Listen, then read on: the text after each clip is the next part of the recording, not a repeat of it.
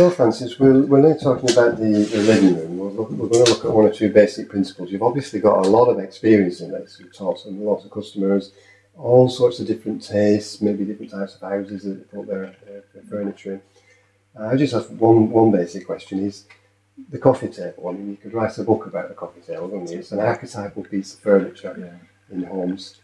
And I was just wondering, looking around here, in your experience, would you say that like a very modern glass coffee table would be preferable to the wood table? What's been the sort of input that you've had on it over the years? Well, of course, it very much depends on the customer's taste and exactly what it is that they're looking for. I mean, I suppose in my experience, your very modern glass top coffee table and that were fairly popular over the last few years, I suppose. Maybe that's more towards the more modern kind of apartment or the modern home. But I suppose in a rural area, which is exactly where we are here, the coffee table, as well as every other piece of furniture, tends to be that little bit more traditional, I suppose. So the solid oak coffee table is always very, very popular with every generation. So, yes, there's lots of people like the glass coffee table, but I would say in my experience that a solid wooden coffee table is, probably that much more popular. So the glass would be mainly for apartments? I wouldn't say mainly for apartments, but I suppose that's where I would see, from our experience here at Treacy's, that we would put most of those glass top coffee tables would be into the apartment type of situation. And with the wooden ones, obviously there's a lot of variations within that particular area. Like something can look traditional, but it can be contemporary, but also in wood. Of course, and certainly, just because something is wood and some way traditional doesn't mean that it's not also contemporary.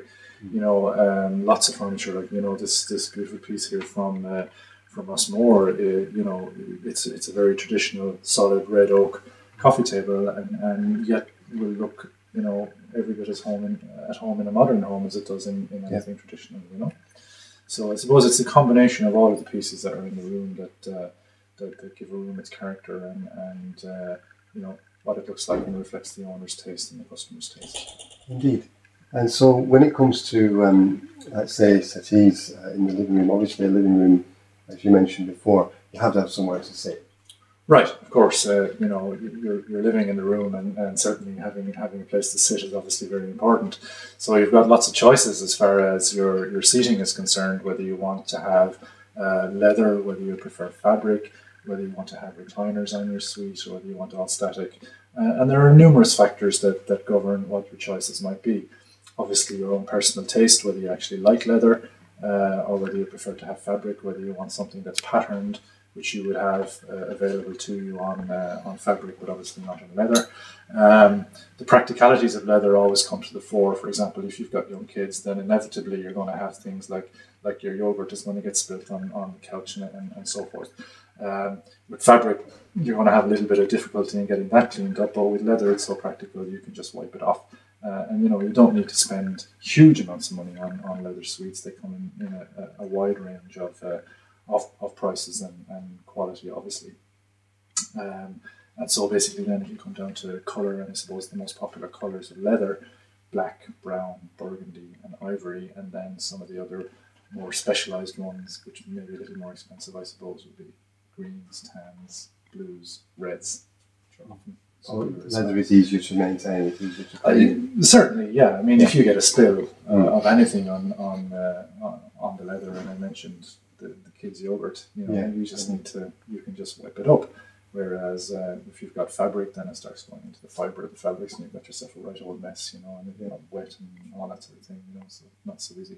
And again, in your experience, Francis, over the years, have you noticed a trend that more people go for leather or fabric? No, not at all. I would have to say it almost goes, I would say, on a week-to-week basis. I mean, sometimes this week leather is more popular, and next week fabric is more popular. Yeah. So really, there often is I often get customers commenting, oh gosh, leather was very popular a couple of years ago, but it's gone out now, isn't it? And my response is always, no, I still sell as much leather as ever, And the same comment then I would get from another customer a week later. oh, it's all fabric is gone out now. It's all leather, isn't it? And again, I would say, So you're seeing no, both it's sides. all it's comes and goes, swings and roundabouts all the time.